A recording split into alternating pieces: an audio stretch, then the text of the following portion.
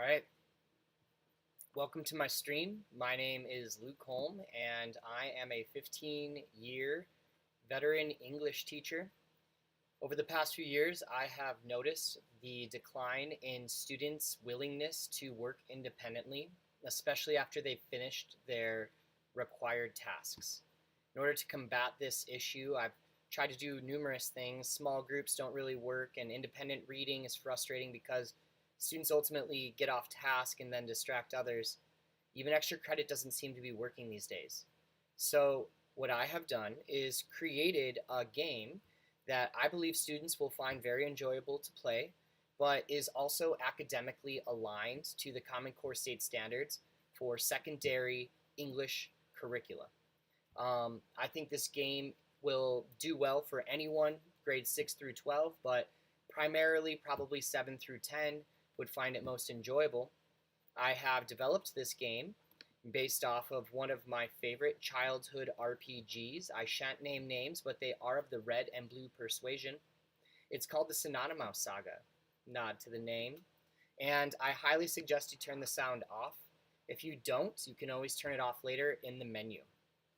Anyway, this game is meant to engage and captivate students' attention and low-key teach them some awesome ELA skills and help them to review the essentials before they move on to the higher levels of academia.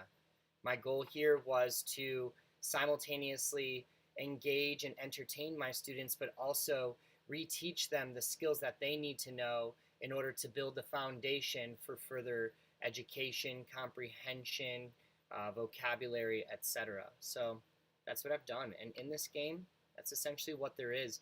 There's all sorts of ELA review questions, there's comprehension questions, vocabulary questions, there's Greek and Latin affixes, there's all sorts of stuff.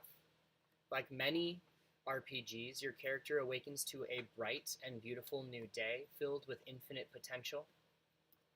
You wake up in your room, you open your eyes, the sunlight's streaming through your window, and then Big Sis is calling from downstairs. Of course, you're late. The professor wants to see you. He's been calling. Do you go right away? Probably not. As you can see here, I've included a tutorial for first-time players. For those of you who are unfamiliar with this type of game, I thought this might be valuable. However, if you feel like you've got a good grasp on the whole RPG system, you can just skip tutorial, which is what I'm going to do now because I'm just going to walk you through the various elements of this game. Here, in your home room, you find a mirror. And here you can change your name and also your appearance, but I don't think you need to do that. You're perfect just as you are. Over here we have a trophy case for future achievements. You can look out your window. You can rest yourself and your creatures once you've caught them on your bed.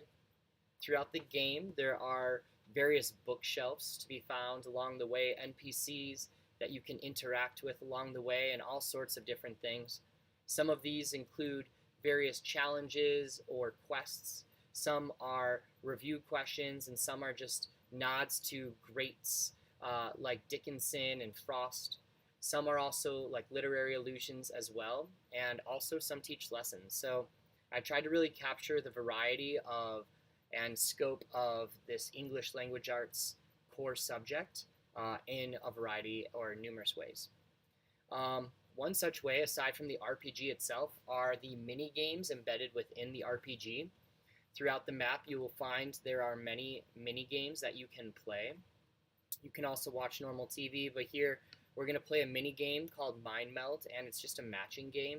The player is required to find synonyms for the cards that they flip. So we've got strong and calm, not really synonyms, damp and clever, not really synonyms, lavish and serene, calm and serene.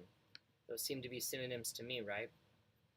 So then you can quit out of this, and you can just kind of see like the value of taking your time and going through and really reading. And one of the other fun features of this game is that if you interact with the sprites, the NPCs, the items and stuff like that multiple times, they often will share more information and will have more things to dialogue with you about. So here you can see that you have your home PC